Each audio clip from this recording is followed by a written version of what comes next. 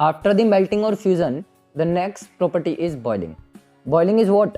When a liquid is heated. अभी हमने last discuss किया कि एक सॉलिड को आपने हीट करना है. जब आप सॉलिड को हीट करते हैं तो फिनोमिना आता है मेल्टिंग का, क्योंकि वो पिघलना शुरू करेगा. जब हम बात करेंगे किसी एक लिक्विड की, तो लिक्विड के केस में वो बात करी जाएगी किस बात को लेकर के? हीटिंग को लेकर के. तो वो हो जाता है बॉइलिंग, क्योंकि किसी भी लिक्विड के अंदर बॉइल होने की टेंडेंसी पाई जाती है.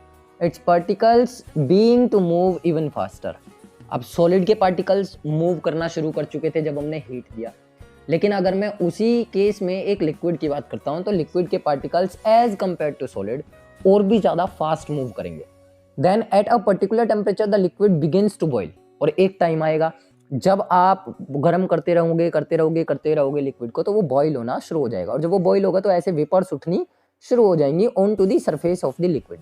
जिस लिक्विड को आपने गर्म किया है उस लिक्विड के सरफेस पर ये वेपर्स उठनी शुरू हो जाएंगी. तो जिस टेम्परेचर पर वेपर्स स्टार्ट हो जाएं, liquid gets starts change into its vapour form.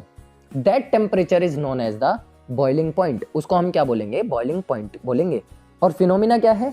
The change of the liquid into the gas. Change of the liquid into the gas is known as boiling. Phenomena छोटा सा है, बहुत simple सा है. और basically होगा क्या इस बॉइलिंग में कि जो पार्टिकल्स ऑफ द लिक्विड हैं वो मूव करेंगे even faster than the solid particles.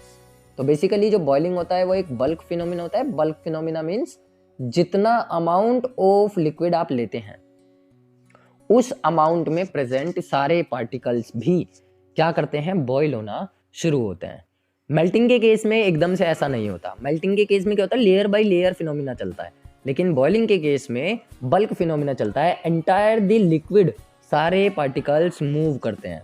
When a liquid boils the bulk of the liquid change into vapours. जैसे ही ये बॉइल हो जाएगा तो इस लिक्विड के पार्टिकल्स कन्वर्ट हो जाएंगे वेपर्स में. The temperature at which a liquid starts boiling is called as boiling point. जिस टेम्परेचर पर ये लिक्विड बिल्कुल बॉइल हो जाएगा, उबल जाएगा, इसमें बुलबुले निकलने लगेंगे, that temperature is known as the boiling point. उसे हम नाम देते हैं बॉइलिंग पॉइंट का. The boiling point of water is 100 degree centigrade. अब जब ये 100 डिग्री सेंटीग्रेड है तो मुझे इसे केल्विन में चेंज करना है. तो केल्विन में चेंज करने के लिए वी हैव टू ऐड 273 इन 100. तो जैसे ही आप इसको ऐड करते हैं तो केल्विन में वैल्यू आ जाती है 373.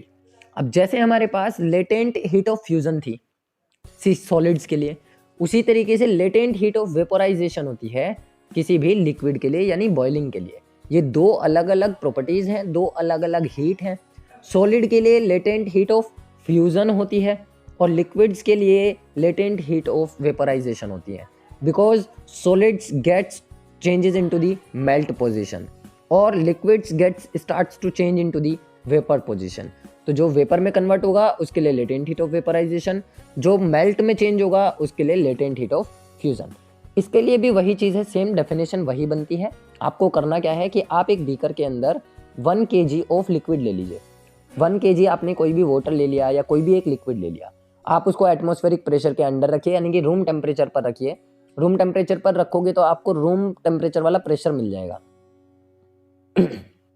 जो एनटीपी का प्रेशर होगा, नॉर्मल टेम्परेचर प्रेशर, उस प्रेशर पे वो प्रेशर इस पर अप्लाई होना शुरू हो जाएगा. अभी आप क्या करो, नीचे से एक बंसन बर्नर लगा करके इसको हीट करना शुरू कर दो. जैसे आप इसको हीट करोगे तो इसका टेम्परेचर बढ़ेगा. अब ऐसा तो होगा नहीं कि जैसे आपने बर्नर स्टार्ट किया और ये एकदम से बॉईल हो गया. तो बेसिकली अब ये रेसिस्ट कर रहा है अपने बॉईल होने का. अब हम क्या करेंगे, इस टेम्परेचर को बढ़ाते जाएंगे. एक टाइम ऐसा आएगा कि इसकी जो रेसिस्ट करने की प्रॉपर्टी है वो खत्म हो जाएगी और ये बॉईल होना शुरू हो जाएगा. तो वो amount of heat energy required जिस पर आकर के ये अपनी रेसिस्टेंस की प्रॉपर्टी को खो देगा और बॉईल हो जाएगा, उस टाइम तक हम जितना अमाउंट ऑफ हीट इसको दे देंगे, that is the latent heat of vaporisation. तो लेटेंट हीट ऑफ फ्यूजन और लेटेंट हीट ऑफ वेपोराइजेशन में खास फर्क नहीं है, बस चेंज आएगा वेपर फॉर्म में चेंज होने का और मेल्टिंग फॉर्म में चेंज होने का. डेफिनेशन सेम है. The amount of heat energy required to change 1 kg of liquid into gas. वहाँ क्या था? Change 1 kg of solid into melt. बस इतना चेंज है दोनों डेफिनेशंस में.